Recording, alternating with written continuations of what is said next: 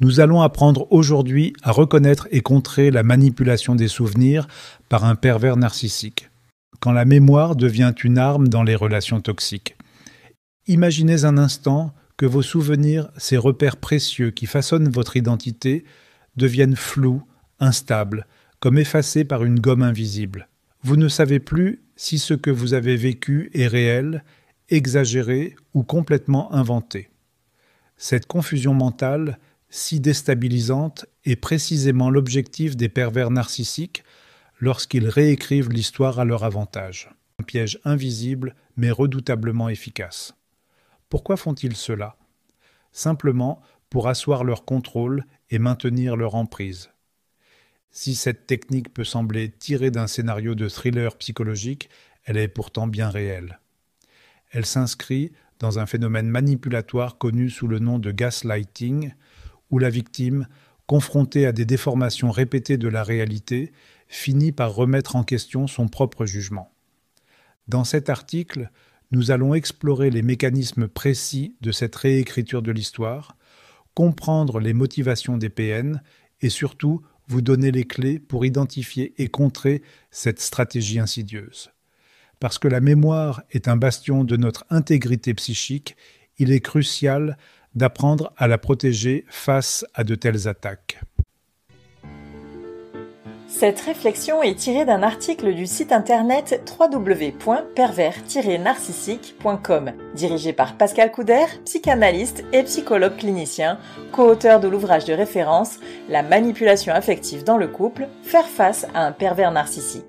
Depuis plus de 30 ans, Pascal Couder et son équipe de thérapeutes spécialistes des questions autour de la manipulation sentimentale prennent en charge les victimes de PN francophones partout dans le monde grâce à la vidéoconsultation. Rendez-vous sur pervers-narcissique.com pour accéder gratuitement à une multitude de ressources précieuses. La manipulation des souvenirs repose sur 3 piliers principaux. La distorsion des faits. Le pervers narcissique remet en question des détails que vous pensiez clairs. Une date, un mot ou même le ton d'une conversation peut être réinterprété pour créer un doute chez vous. La création de récits alternatifs. Il insère des événements fictifs dans votre histoire commune, affirmant avec assurance qu'ils ont eu lieu. Sa conviction est souvent si forte qu'elle finit par ébranler votre propre perception. La répétition insistante, à force de répéter ces récits altérés, le PN parvient à faire vaciller votre confiance en vos souvenirs jusqu'à ce que vous commenciez à accepter sa version comme la seule vérité. Pourquoi cette technique est-elle si efficace? Les souvenirs, bien qu'ancrés dans notre esprit, sont malléables. En jouant sur des émotions fortes telles que la culpabilité, la peur ou le besoin de plaire, le pervers narcissique exploite une faille psychologique, notre tendance à chercher la validation de ceux que nous aimons ou respectons. En semant le doute sur un souvenir, il vous pousse à remettre en question non seulement cet événement précis, mais aussi votre capacité à juger le passé dans son ensemble. Ce processus insidieux a une conséquence majeure, il vous prive de vos repères. Et sans repères, il devient extrêmement difficile de résister à l'emprise. C'est une stratégie de domination à double tranchant. Ce qui rend cette manipulation particulièrement dévastatrice, c'est qu'elle ne s'arrête pas à un simple contrôle des souvenirs. En distordant le passé, le pervers narcissique redéfinit également votre présent. Si vous doutez de votre propre perception, comment pourriez-vous vous opposer à ces interprétations des événements en cours? Vous devenez peu à peu dépendant de lui, cherchant en permanence son approbation pour valider la réalité. Dans ce chapitre, nous avons exploré les mécanismes précis de cette manipulation mémorielle. Comprendre comment les pervers narcissiques utilisent cette arme est le premier pas pour s'en protéger. Dans les sections suivantes, nous aborderons les motivations sous-jacentes à cette stratégie et les moyens de neutraliser ses effets. Pourquoi les pervers narcissiques réécrivent-ils l'histoire? Une stratégie calculée. Les pervers narcissiques ne réécrivent pas l'histoire par simple plaisir. Chaque manipulation, chaque distorsion du passé sert un objectif précis et calculé. Leur but? vous contrôler. En brouillant vos souvenirs, il s'assure que la seule version de la réalité qui subsiste est la leur. Mais pourquoi cette obsession de remodeler ce que vous avez vécu? Et surtout, comment cela leur sert-il dans leur quête de domination? Explorons ensemble leurs motivations, une à une. Ils veulent devenir la seule source de vérité. Imaginez que vous ne puissiez plus faire confiance à votre propre mémoire. C'est exactement ce que le PN cherche à provoquer. En distordant les faits ou en semant le doute sur vos souvenirs, il s'érige en arbitre de la réalité. Vous vous mettez à douter de vous-même et, sans même vous en rendre compte, vous commencez à chercher confirmation auprès de lui. Ce mécanisme crée une dépendance psychologique où lui seul détient les clés de la vérité. Ils veulent échapper à toute responsabilité. Pour le pervers narcissique, admettre une faute est inconcevable. En réécrivant l'histoire, il trouve toujours un moyen de vous en faire porter la responsabilité. Vous avez mal interprété ses paroles, exagéré une situation ou carrément inventé un problème selon lui. Cette stratégie lui permet de se dédouaner tout en renforçant votre culpabilité. Et avec le temps, vous finissez par croire que tout est de votre faute. Ils veulent miner votre estime de vous-même. Un souvenir altéré n'est pas juste une anecdote modifiée, c'est une attaque directe contre votre confiance en vous. Si vous ne pouvez pas vous fier à ce que vous avez vécu, comment pourriez-vous faire confiance à votre jugement dans d'autres domaines? C'est précisément ce qu'il veut, vous maintenir dans une position de faiblesse où vous remettez tout en question, surtout vous-même. Ils veulent couper vos liens avec les autres. Le PN ne se contente pas de manipuler votre perception de lui, il s'attaque aussi à vos relations. En insinuant, par exemple, qu'un ami ou un membre de votre famille vous a trahi ou mal jugé, il sème la méfiance. Peu à peu, vous vous isolez, persuadé que les autres ne vous comprennent pas ou ne sont pas dignes de confiance. Et dans cet isolement, il devient votre seul repère. Ils veulent nourrir leur ego. Pour un pervers narcissique, chaque souvenir qu'il parvient à manipuler est une preuve de son pouvoir sur vous. Cette capacité à remodeler la réalité renforce son sentiment de supériorité. C'est un jeu psychologique où il se délecte de sa propre maîtrise, convaincu qu'il est plus intelligent et plus influent que vous. Pour lui, chaque victoire sur votre mémoire est une validation de son contrôle. Ils veulent maintenir leur emprise dans le temps. Ce qui rend cette stratégie particulièrement perverse, c'est qu'elle dépasse souvent la relation elle-même. Même après une séparation, les souvenirs altérés continuent de hanter la victime.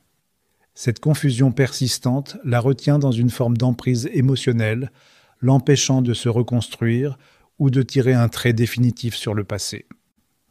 C'est une manipulation qui touche à l'essence même de votre identité. En réécrivant vos souvenirs, le pervers narcissique ne s'attaque pas seulement à des faits isolés, il touche à votre perception de vous-même, de vos relations et de votre réalité. C'est une stratégie vicieuse qui lui permet d'exercer un contrôle total, bien au-delà du moment présent. Mais comprendre ses motivations, c'est déjà un pas vers la reprise de contrôle.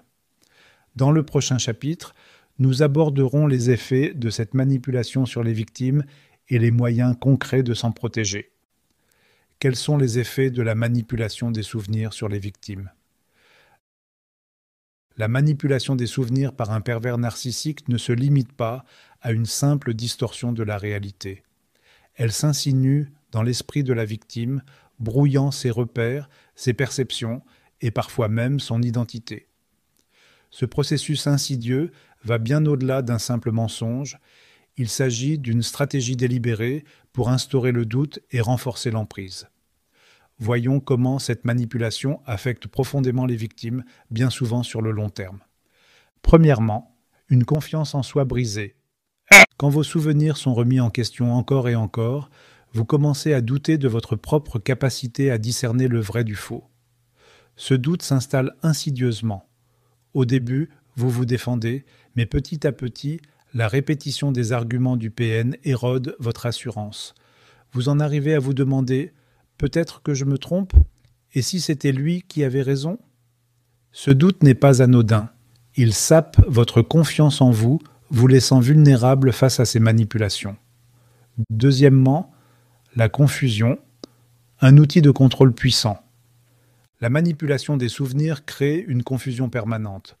Des événements que vous pensiez clairs deviennent flous. Vous vous retrouvez à réévaluer ce que vous avez vu ou entendu, incapable de trancher sur ce qui est réel ou imaginé. Et cette confusion n'est pas un hasard, c'est précisément ce que le PN cherche à provoquer. Car dans ce brouillard, vous êtes plus susceptible de lui faire confiance, de vous fier à sa version. Ce mécanisme est au cœur de son emprise. Troisièmement, un isolement qui vous enferme. En manipulant vos souvenirs, le PN s'attaque aussi à vos relations avec les autres. Il peut suggérer que vos amis ou votre famille ne vous soutiennent pas ou qu'ils vous critiquent dans votre dos. Peu à peu, vous commencez à douter de vos proches et cette méfiance vous pousse à vous isoler. Cet isolement n'est jamais accidentel, il est calculé. Plus vous vous éloignez des personnes qui pourraient vous aider, plus le PN devient votre unique source de validation. Quatrièmement, une culpabilité paralysante. Le PN utilise souvent cette manipulation pour vous faire porter la responsabilité de tout ce qui va mal. En réécrivant l'histoire, il crée un scénario où vous êtes toujours en tort. Vous avez mal interprété ses intentions, mal réagi à ses propos, mal géré une situation. Ce sentiment de culpabilité finit par devenir accablant. Vous vous excusez pour des choses dont vous n'êtes pas responsable, tout en cherchant désespérément à éviter de refaire la même erreur. Cinquièmement, une dépendance émotionnelle sournoise.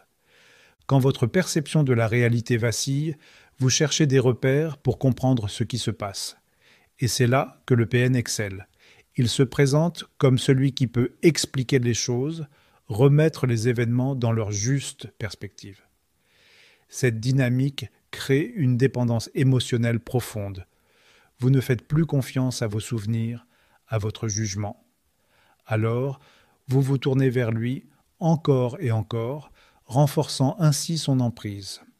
Sixièmement, des séquelles durables, même après la relation. La manipulation des souvenirs laisse des marques bien après la fin de la relation. Les doutes persistent. Est-ce que j'ai bien fait? Et si j'avais mal compris? Ces questions hantent souvent les victimes, même des années après.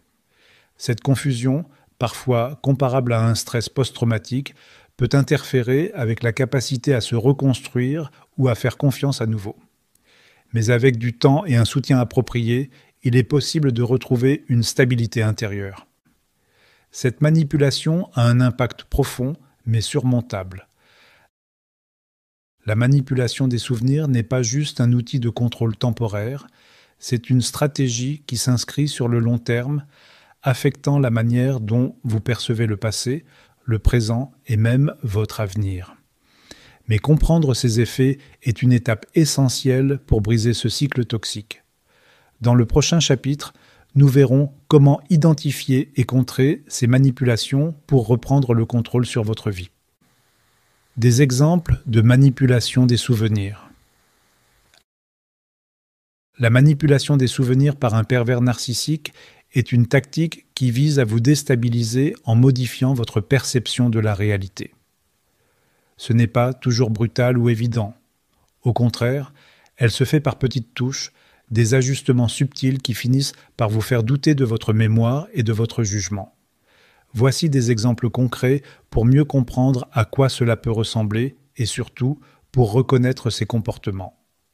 Premièrement, transformer un oubli en une preuve d'égoïsme. Vous avez oublié de ramener du pain ou de répondre à un message. Rien d'extraordinaire. Pourtant, le PN en fait une attaque personnelle. Tu fais toujours ça, tu ne penses qu'à toi. Ce qui aurait pu rester un simple oubli devient une preuve, selon lui, de votre indifférence ou de votre égoïsme. À force d'entendre ce genre de remarques, vous finissez par vous demander « Est-ce que je manque vraiment d'attention envers lui ?» Deuxièmement, nier une promesse faite. Un jour, il promet de s'occuper d'un dossier ou d'une tâche importante. Mais lorsqu'il ne fait rien et que vous lui rappelez cet engagement, il nie catégoriquement. Je n'ai jamais dit ça, tu inventes toujours des histoires. Vous savez ce que vous avez entendu, mais son assurance vous ébranle. Et à force, vous commencez à douter de votre propre mémoire. Troisièmement, détournez vos mots contre vous. Lors d'une discussion, vous exprimez un besoin simple. J'aimerais qu'on passe plus de temps ensemble.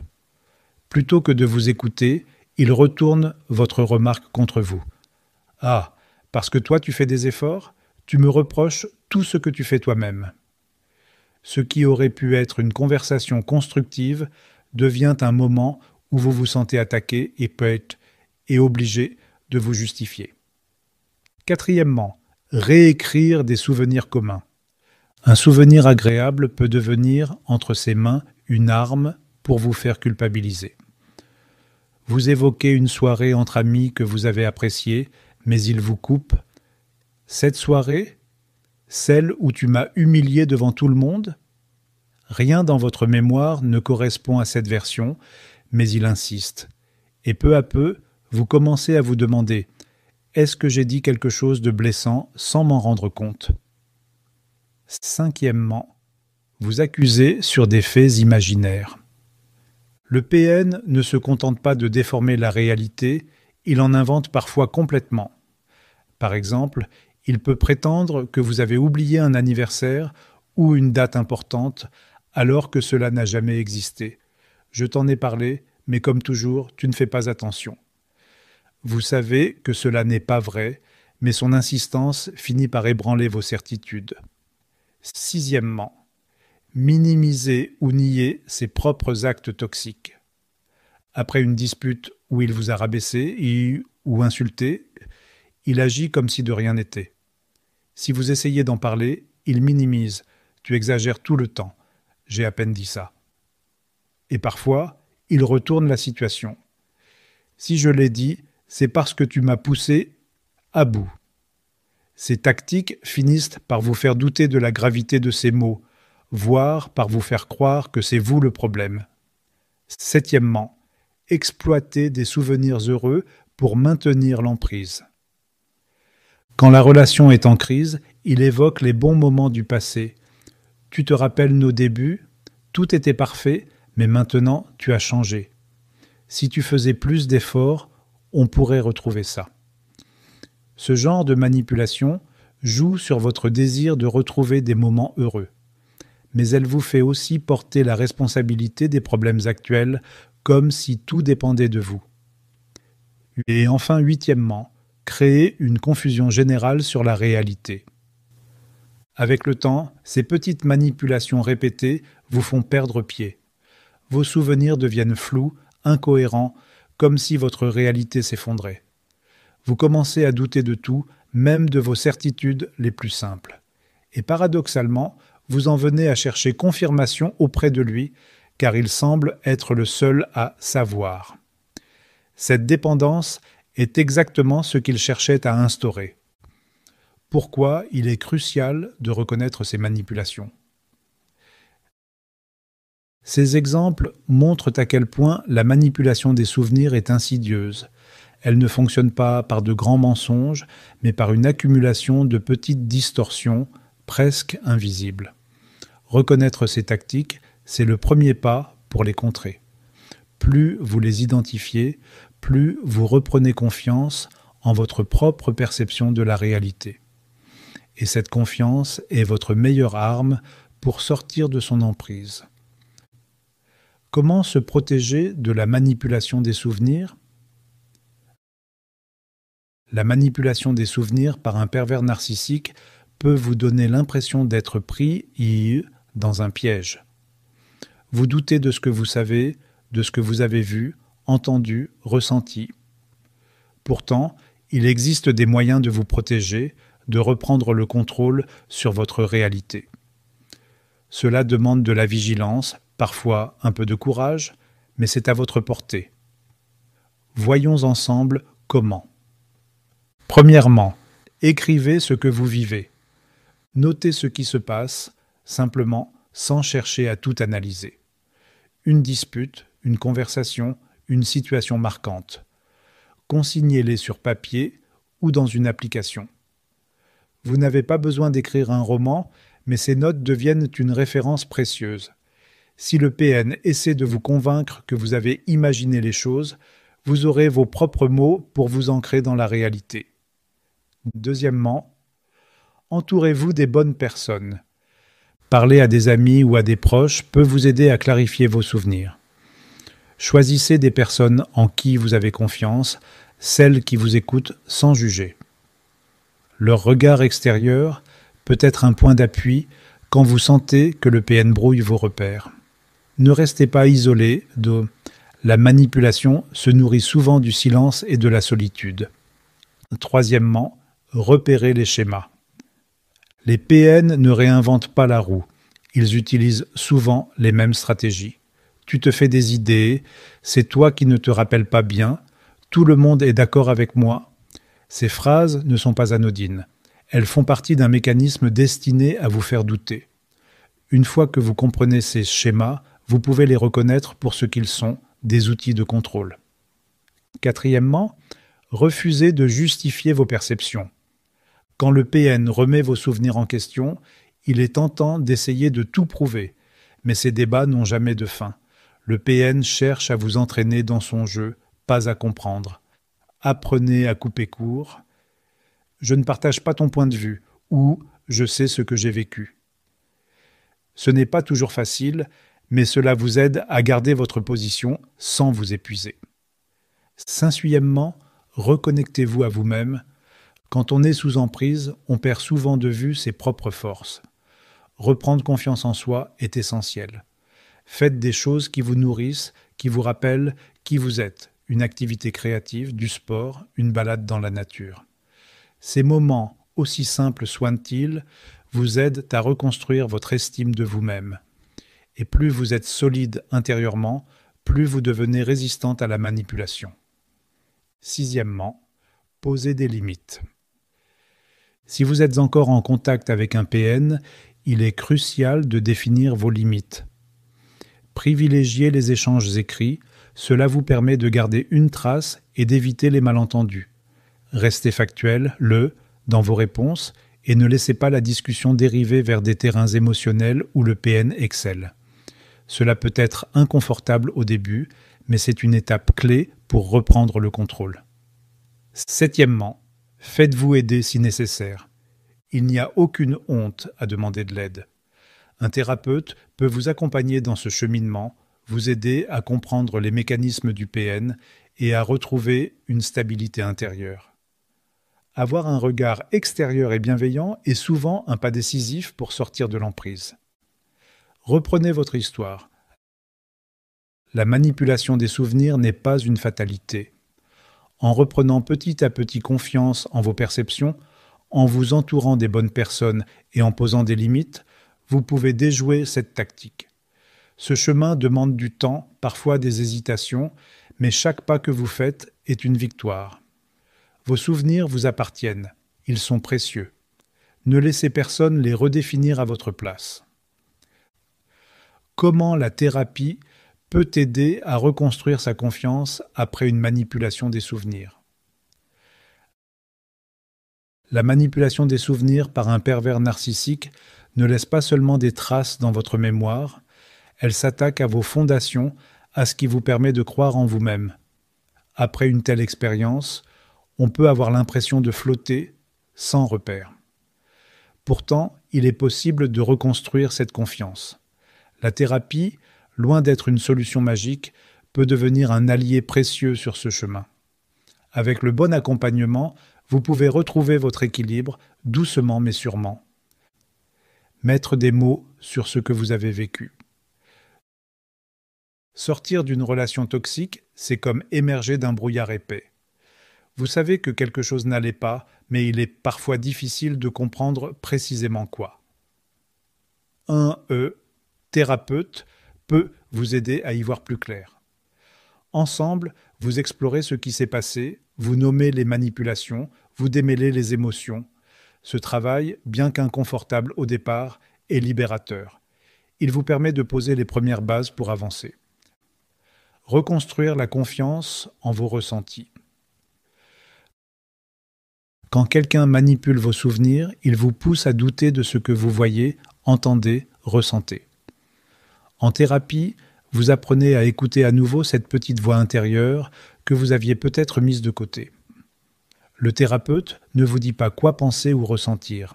Il vous accompagne pour que vous retrouviez cette connexion avec vous-même.